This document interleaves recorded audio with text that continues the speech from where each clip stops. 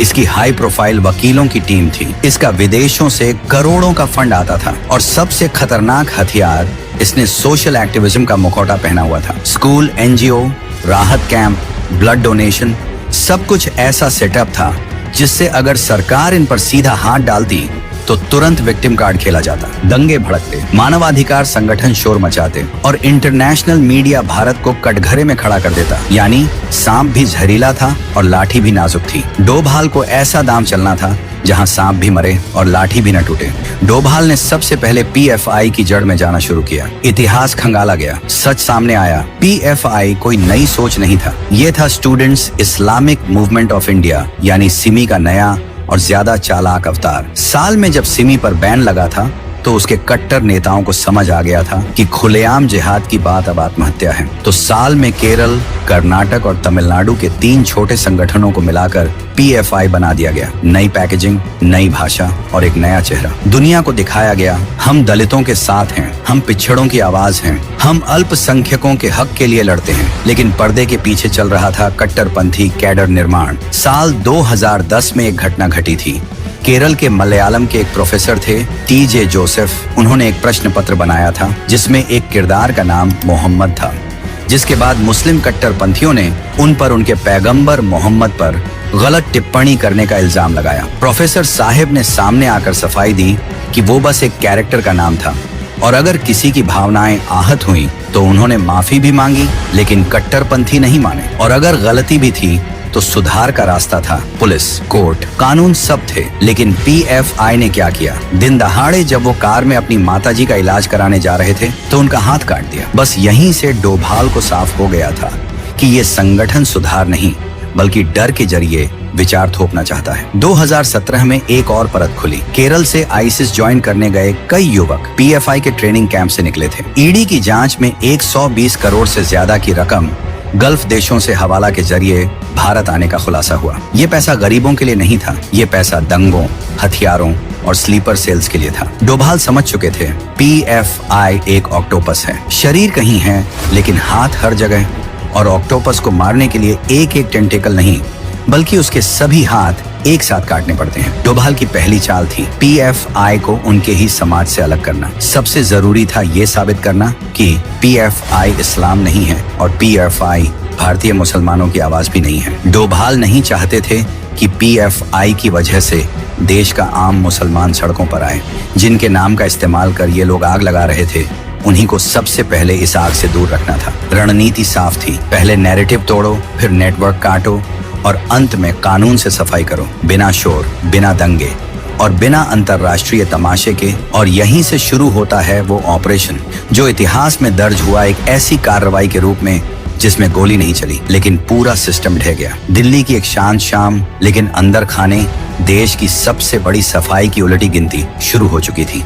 30 जुलाई 2022, जगह दिल्ली। एक interfaith conference बुलाई गई। मंच पर देश के नामी सूफी संत, मुस्लिम विद्वान और अलग अलग इस्लामिक स्कूल ऑफ थॉट के प्रतिनिधि मौजूद थे। ये कोई आम कॉन्फ्रेंस नहीं थी बल्कि ये रणनीति का पहला वार था।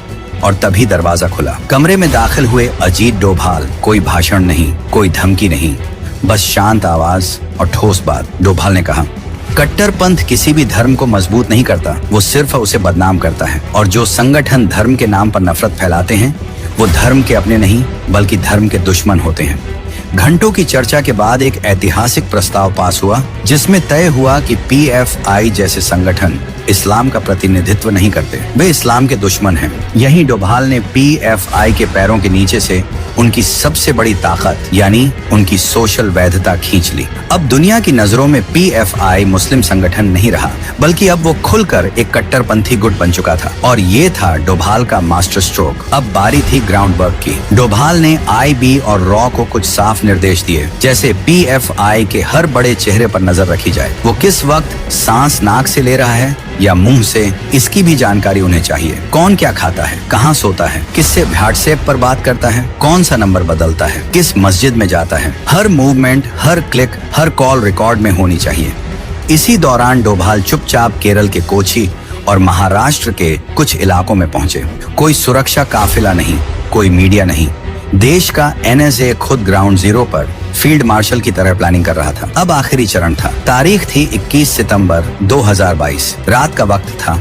जगह दिल्ली का एक सेफ हाउस। कमरे में मौजूद थे NIA ED चीफ और 15 राज्यों के पुलिस प्रमुख। यही थी फाइनल मीटिंग। डोभाल ने दीवार पर लगे नक्शे की ओर इशारा किया। नक्शे पर 93 लोकेशंस मार्क थी। डोभाल ने कहा, कल सुबह सूरज उगने से पहले PFI का इकोसिस्टम खत्म हो जाना चाहिए।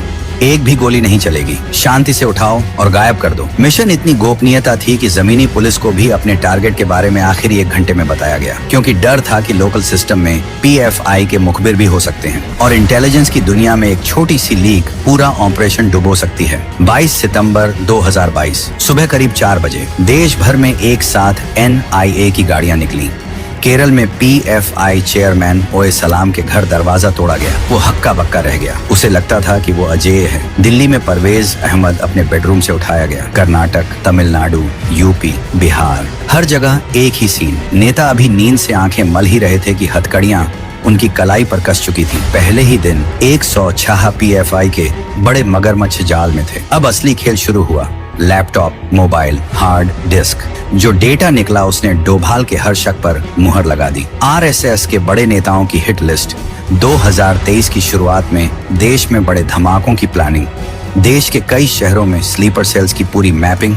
ये सभी देख NIA की टीम भी हैरान रह गई। PFI को लगा कि ये एक रूटीन रेड है। उनके समर्थक केरल और तमिलनाडु में सड़कों पर उतर आए। बसें जलाई गईं, पेट्रोल बम फेंके गए, हिंसा फैलाई गई। उन्हें लगा कि सरकार डर जाएगी, लेकिन वो भूल गए थे सामने कौन खड़ा है। अजीत डोभाल। डोभाल ने 5 दिन इंतजार किया। PFI को लगा कि तूफान थम गया। उन्हें क्या पता था कि ये तूफान से पहले की खामोशी है। 5 दिन की खामोशी थी। सड़कों पर शोर कम हो चुका था। PFI के समर्थकों को लगा कि सरकार थक गई है, अब सब सामान्य हो जाएगा। लेकिन यही उनकी सबसे बड़ी भूल थी, क्योंकि अजीत डोभाल कभी तूफान के साथ नहीं आते, बल्कि वो तूफान से पहले सन्नाटा पैदा करते हैं। 27 सितंबर 2022 रात का समय था, जब ज्यादातर देश सो रहा था, लेकिन तभी ऑपरेशन ऑक्टोपस एक बार फिर जिंदा हुआ। Second phase.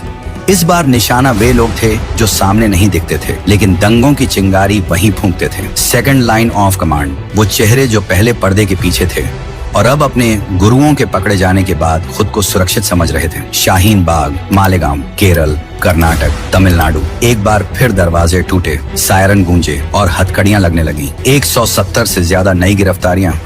अब PFI के पास न सिर बचा था, न हाथ और न ही पैर।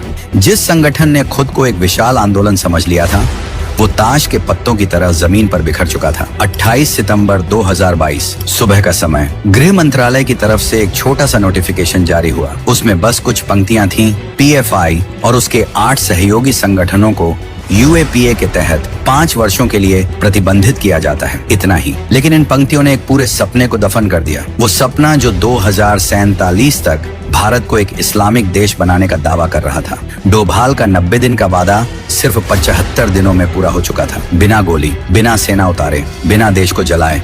दोस्तों, ऑपरेशन ऑक्टोपस को सिर्फ पुलिस रेड समझना इस कहानी के साथ नाइंसाफी होगी। ये ऑपरेशन था भारत की आत्मा को बचाने का। इसमें शामिल थी प्रधानमंत्री नरेंद्र मोदी की राजनीतिक इच्छा शक्ति, गृह मंत्री अमित शाह की प्रशासनिक ताकत और अजीत डोभाल की वो कूटनीति जो किताबों में नहीं पढ़ाई जाती। और सबसे अहम, हजारों गुमनाम पुलिसकर्मी, इंटेलिजेंस अफसर और जांच अधिकारी जिन्होंने अपनी जान हथेली पर रखकर ये काम किया। जरा सोचिए, अगर इंडिया 2047 वाला प्लान किसी को पता ही ना चलता, अगर वो स्लीपर सेल्स समय पर एक्टिव हो जाते, अगर बड़े धमाके 2023 की शुरुआत में हो जाते, तो आज हमारा देश किस मोड़ पर खड़ा होता। भारत एक सेकुलर देश है और उसे वही रहना चाहिए जहां हर धर्म, हर जाति, हर समुदाय बराबरी से सांस ले सके। लेकिन जब कोई अपनी आजादी का इस्तेमाल दूसरों की सुरक्षा छीनने के लिए करने लगे, तो वहां कठोर फैसले लेने पड़ते हैं। ऑपरेशन ऑक्टोपस हमें यही सिखाता है।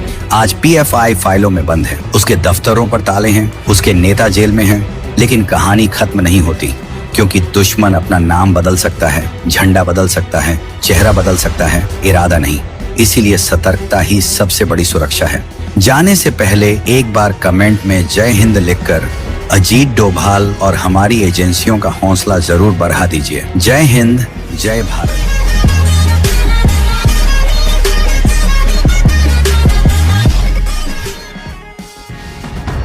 आगे की न्यूज के लिए वीडियो को लाइक कीजिए और चैनल को सब्सक्राइब कीजिए।